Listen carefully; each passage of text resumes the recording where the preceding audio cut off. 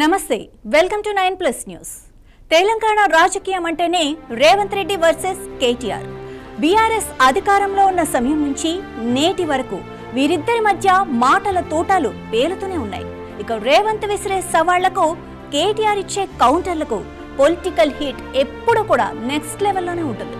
అయితే రేవంత్ రెడ్డి చేసే ఆరోపణలకు కేటీఆర్ సమాధానమిచ్చే తీరుపై ఇప్పుడు పొలిటికల్ సర్కిల్స్ లో తీవ్ర చర్చ నడుస్తోంది. రేవంత్ సవాల్ విసిరిన ప్రతిసారి కేటీఆర్ లీగల్ నోటీసుల ఆయుధాన్ని ముందుకు తెస్తున్నారా? కోర్టు స్టేలు, లీగల్ నోటీసుల వెనుక దాక్కోవటం వల్ల ప్రజల్లోకి వెళ్లిన అనుమానాలు నివృత్తవుతాయా? కేటీఆర్ పొలిటికల్ స్ట్రాటజీపై సాగుతున్న ఇన్సైడ్ టాక్ ఏంటో ఈనాటి స్పెషల్ స్టోరీలో చూసేద్దాం.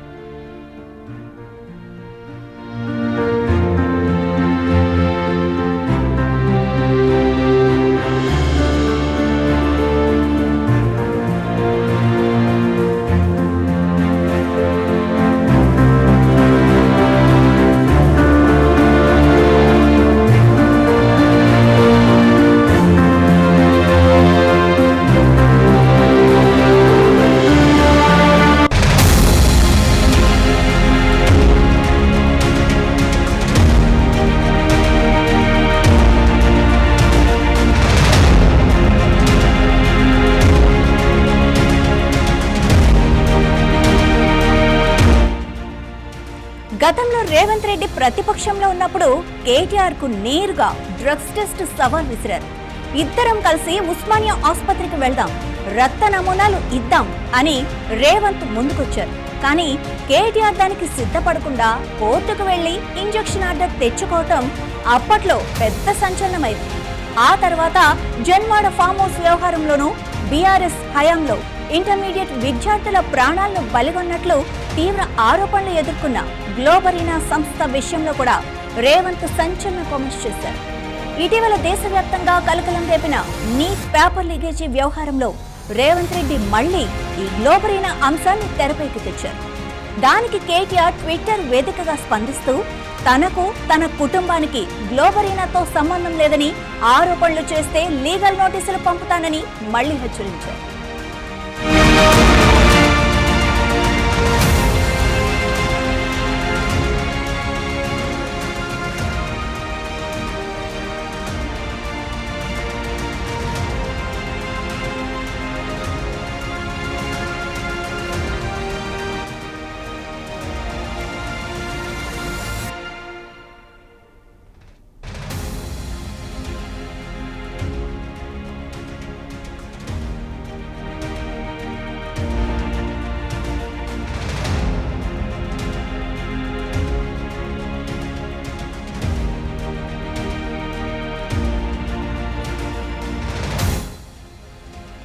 అసలు ప్రశ్న ఏంటంటే, రేవంత్ రెడ్డి ఏ ఆరోపణ చేసినా కేటీఆర్ వెంటనే లీగల్ నోటీసులు ఇవ్వటమే సమాధానంగా భావిస్తున్నారా? లీగల్ నోటీసుల ద్వారా సాంకేతికంగా ఒకరి నోరు మూయించవచ్చేమో, కానీ ఇప్పటికే ప్రజల్లోకి బలంగా వెళ్లిన అనుమానాలను కేటీఆర్ ఎలా నివృత్తి చేస్తారు అనేదే ఇక్కడ ప్రధాన అంశం. ప్రతిసారి లీగల్ నోటీసుల వెనుక దాక్కోకుండా కేటీఆర్ వాస్తవాలకు ముందుకొస్తే ఈ వివాదాలన్నింటికీ శాశ్వతంగా తెరపడే అవకాశం ఉందన్న అభిప్రాయాలు కూడా వ్యక్తమవుతున్నాయి. డ్రగ్స్ టెస్ట్ విషయంలో రేవంత్ రెడ్డి సవాల్ను స్వీకరించి రక్త నమూనాలు ఇచ్చి ఉంటే ఆరోపణలన్నీ అప్పుడే పటాపంచలయ్యేవి కదా అన్న ప్రశ్నలు కూడా వినిపిస్తున్నాయి.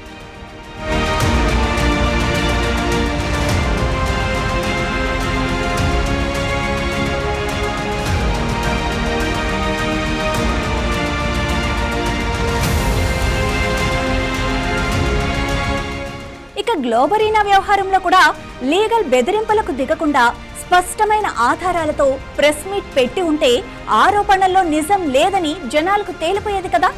కేవలం కోర్టులు లీగల్ నోటీసుల వెనుక దాక్కోవటం వల్ల ఏదో ఉంది కాబట్టే కోర్టుకు వెళ్తున్నారు అన్న ప్రచారాన్ని కాంగ్రెస్ వైపు నుంచి సులువుగా ప్రజల్లోకి తీసుకెళ్లే అవకాశం ఏర్పడిందని పొలిటికల్ ఎనలిస్టులు భావిస్తున్నారు. కేటీఆర్ కేవలం చట్టపరమైన రక్షణలు వెతుక్కోకుండా రేవంత్ విసిరే సవాళ్లను నేరుగా గ్రౌండ్ లెవెల్లో ఎదుర్కొని వాస్తవాలను జనాల్లోకి తీసుకెళ్లాల్సిన అవసరం ఉందన్న అభిప్రాయాలు సొంత బీఆర్ఎస్ వర్గాల్లో కూడా అంతర్గతంగా వ్యక్తమవుతున్నాయి.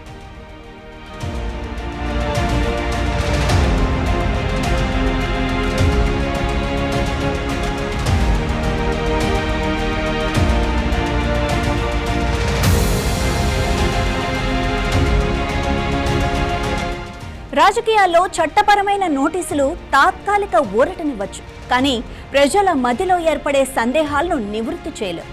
సీఎం రేవంత్ రెడ్డి విసురుతున్న రాజకీయ బాణాలను తిప్పి కొట్టాలి అంటే కేటీఆర్ తన డిఫెన్సివ్ స్ట్రాటజీని వీడి అటాకింగ్ మోడ్లోకి రావాల్సిన సమయం ఆసన్నమైందన్న టాక్ నడుస్తోంది.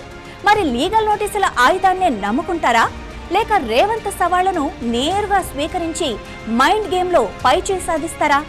కేటీఆర్ తన రాజకీయ వ్యూహాన్ని ఎలా మారుస్తారో వేచి చూడాలి.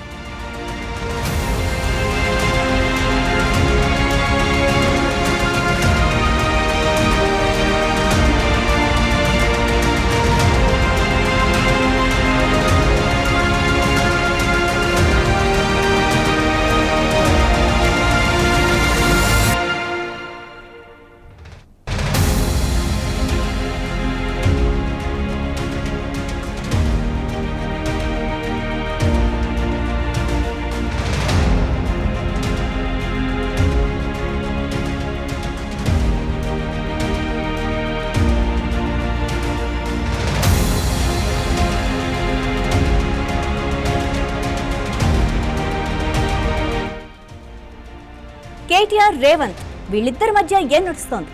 నిజంగానే రేవంత్ ను కేటీఆర్ ఎదుర్కోగలరా?